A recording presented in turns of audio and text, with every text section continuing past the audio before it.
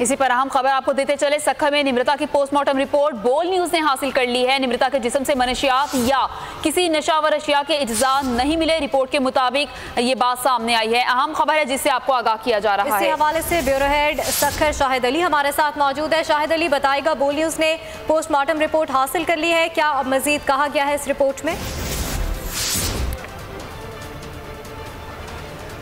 Laboratory के उन्होंने ये रिपोर्ट जारी की है जिसमें वो तमाम इल्जाम जो बातें आ रही थी सामने के उन्हें शायद किसी किस्म का नशा किया गया था, तो जो उनका लिवर, लंग्स और उनका जो उन्होंने तजिया किया है, जो अज्जा वहाँ से लिए थे, उसमें किसी किस्म की नशावर चीज़ की इसमें जो है वो उन्हें नहीं मिले हैं और ये रिपोर्ट उन्होंने जारी कर दी है।